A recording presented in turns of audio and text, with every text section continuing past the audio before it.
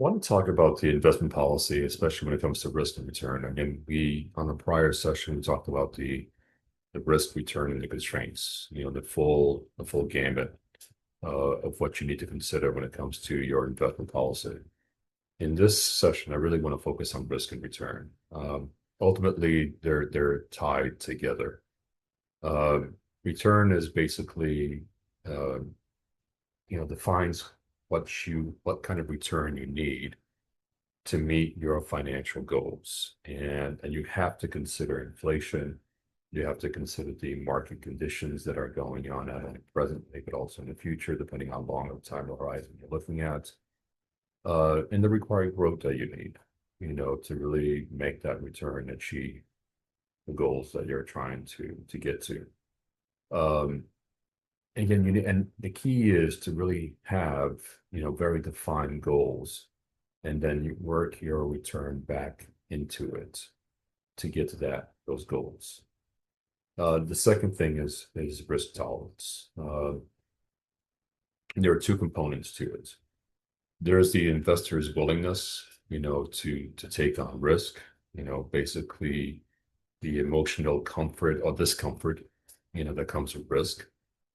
And then there's the ability, the financial capacity to take on risk. Being if you've got lots of money stashed away, where you can take more risk, then risk is not a big, most likely a big issue. If you just have enough, money to possibly meet your goals, then your financial capacity to take on risk is going to be diminished because you have to be a lot more careful. So those two, again, you have to consider both the emotional comfortableness as well as the financial capacity.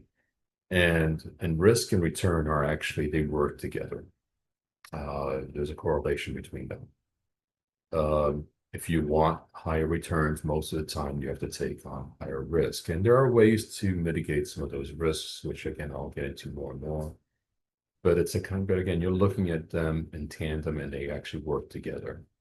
And again, it depends on what you're looking at. It depends on the market, because again, that's going to dictate how much a return you can get, as well as how much risk you can take. And the key is to combine them both, really work through them both, and really look. I mean, first and foremost, you have to know what you want, where you want to get to. Because if you have those things planned or at least set as far as goals, then you can work back into it the returns that you're going to need, as well as the risks that might be associated, with those returns. And again, there are ways to enhance returns, and there are also ways to mitigate risks. And those get into more of the advanced strategies. But again, there are ways to do that. But the key is, again, to have a plan, to have goals, and again, they can be stretch goals. They don't have to be just goals that give you just enough. You can actually have goals that give you just enough, and then on top of that, you build some stretch goals, and then you look at the returns not only to get to the just enough goals, but also to the enhanced goals, and also the risk associated with it. And then you come up with an investment strategy that will give you the type of returns that will achieve your goals, but at the same time, also from a risk standpoint, make you feel comfortable. Okay. And again, when it comes to risk, you have the emotional side and you have the financial capacity side, and those have to come into, they have to be not preserved, but they have to be taken into account. And you have to get to a point where you're comfortable with both, actually. You can't have one. You can have one where you can have an individual who's just loves risk and doesn't mind taking the risk.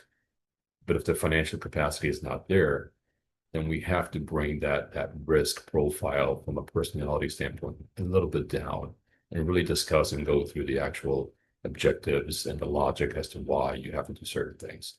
And we'll get into a lot more of that, especially on the risk side and the return side. When we get into specific strategies.